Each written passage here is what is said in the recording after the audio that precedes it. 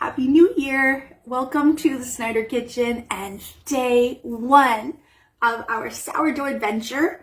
We've never done anything like this before in the Snyder Kitchen, so it's, completely brand new to me, and we're going to try and maybe fail along the way together. I'm pretty sure it'll be okay, though. I think we're going to have a lot of success and fun doing this.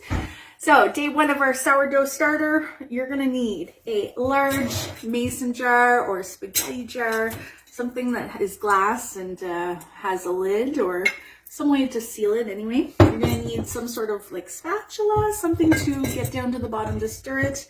You're going to need some filtered water because chlorine in your tap water, if you have chlorinated water, it's going to kill your starter. We have our water in our tap, so we're just using the filtered drinking water. You're also going to want some flour. I am using half and half of whole wheat flour and bread flour. You can use all-purpose flour. Eventually I'm going to switch to a rye flour, which we'll talk about on the way. But to start, I'm using what I have on hand. Here we go. We're going to take a 1/4 cup of whole wheat flour, just scoop it out and then level it.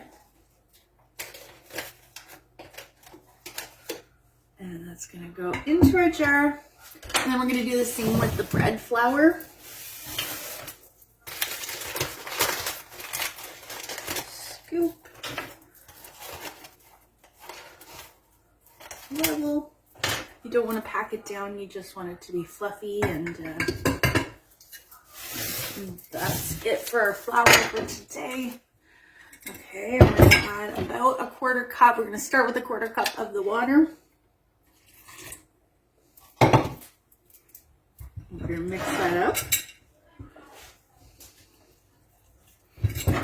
And you totally might need to add more. You want it, okay, that's way too thick. So you want it to be like a thick cake batter consistency, or a really thick pancake or waffle mixture. So back to our tap we go. Just add a little bit at a time. Being sure to scrape down the sides as you go. A little smidgen more of water. That looks good. I'm gonna go with that. It's gloopy, but it's not. That's what I'm gonna pick. And then I'm just gonna scrape down the sides.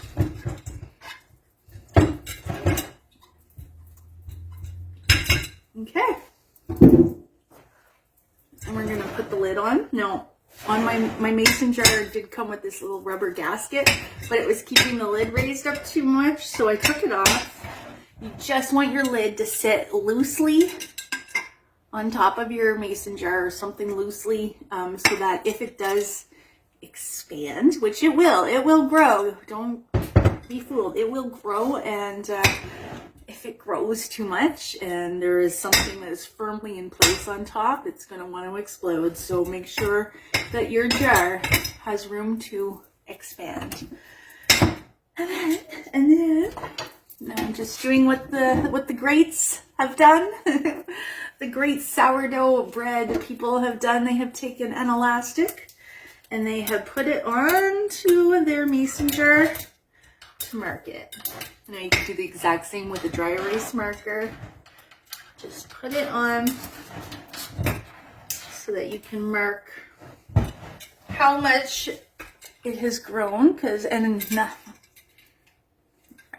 I mean, gosh, it is a pretty big mason jar, but we want to be able to see if it's growing and use that as a measurement mark. So that's it. Now we're just going to set it on our counter for the next 24 hours and just let it do its thing. Let it make its magic and hope for the best. Okay, we'll see you back tomorrow for day 2. Bye.